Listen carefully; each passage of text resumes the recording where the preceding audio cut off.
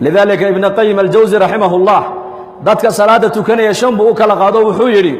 qolo salaada ay tukato adduunkan iyo aakhira ilaahay waa ku cadaabi buu yiri waa kuwa salaada marna way tukadaan marna way ka boodaan marna way tukadaan marna way ka boodaan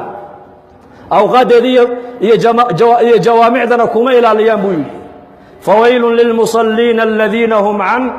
salatihim sahun salaada way tukadaan laakiin awqadeeda xilligay rabaan bay tukadaan kuwa adduunkan iyo aakhira salaadooda ilaahay waa ku cadaabaya baa leeyahay qolada labaad waa qoladee salaada way tukadaan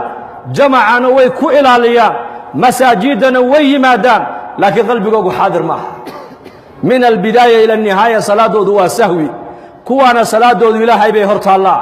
hadduu doono ilaahay waa ku cadaabi haddii uu doono ilaahay waa ugu naxariisan bay culimmadu yidhaahdeen salaada saddexaad waxa weeyaan uu tukanayaa salaada jamaci iyo jamaacadii masjidku ku ilaalinaya laakiin markuu salaada yimaadana wuxuu bilaabayaa jihaad buu bilaabayaa qalbigiisii buu shaydaanku la tegayaa deedna uu ka soo celinaya haddana uu la tegayaa uu ka soo celinaya kaa salaada intuu la yimid in ilaahay baa u qorayo ka aqbalaya inta ka dhimana ilaahay waa ka cafinaya baa la yidhi salaada saddexaadna waa salaada maaragtaani awliyada istaciinuu bisabri wasalaa waa kuwa maaragtaani xawaa'ijtooda baahida ay leeyihiin markay arrini ay la soo daristo waxay leeyihiin salaad baan ku ordayaa hadday cedeedda iyo dayaxa isbeddel ku dhaco salaad baa loo jideeyey haddii abaari ay timaaddo salaad baa loo jideeyey hadday cabsoodaan salaad baa loo jideeyey haddii masiiba ku dhacdo salaad baa loo jideeyey hadday muraad iyo xaajo yeeshaan salaad baa loo jideeyey hadday arrin khayr iyo shar inay u leedahay kala saari waayaan salaat alistikhaaraa loo jideeyey istaciinuu bisabri wasalaa duulka afraadi waa duulkee xawaa'ijtooda adduunyadana ay leeyihiin waxay muraad leeyihiin hebel iyo heblaayo noogu sheeg ma yidhaahdaane masaajidka intay soo galaan bay baahidooda ilaahay u sheegtaan salaada shanaadna waa salaadii nabigeena calayhi salaatu wasalaam waa salaaduu nebigu yidhi arixnaa biha yaa bilaal kacoo salaada inoogu raaxeen ku raaxaysanne xubbiba ilayhi min addunya halaath adduunka waxa yaalla saddex baa aniga lay jeclaysiiyey buu rasuulku yidhi waxaa lay jeclaysiiyey atiibu waxa wixii uduge udgoon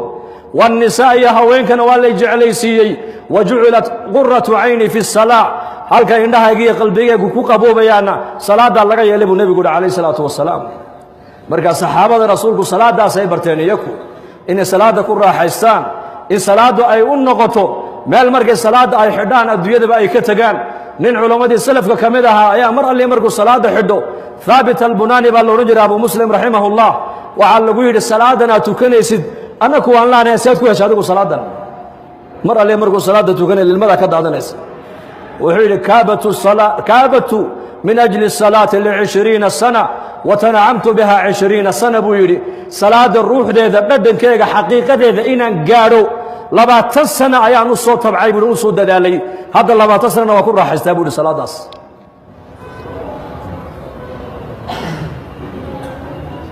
kayfiyada salaada aad u tukato noo sheeg baa laga yiri wuxuu niman yahoonu safka markaan gala buu imaamka aan gadaashiisa istaagay salaada xidhanayo waxaan istixdaar aan ku soo xaadirsada qalbigayga yawma yaqumu an-naasu li rabbil alamin waxaan ka soo qaadaa safkan miskiidka aan joogay inuu yahay kii maxsharka banka qiyaamaha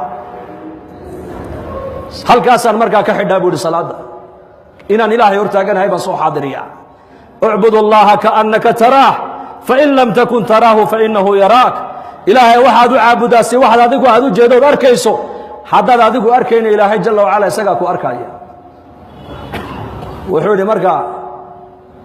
وحن كفكرا مركا صلاة دحديدة كي حق مدق إيجي حقي وملايكتو أي قادو لي إلهي باكو يري حسابتا لغو يري صدقا هذانا كي بدحدي إيجي حقي والله قادي كي يقدم بيي والله قادي كي يقهر ريي والله قادي waxay salaadu ii dhamaataa aniga oo marka u dambaysa qalbigayga ku soo xaadirsaday maxsharkii banka qiyaamaha kaliga baa ku haray hadda ilaahay ku yeeri doonaaye maxaad ilaahay kala kulmi doontaa dareenka iyo shucuurta baan salaadeeda ku dhamaystaa buu yiri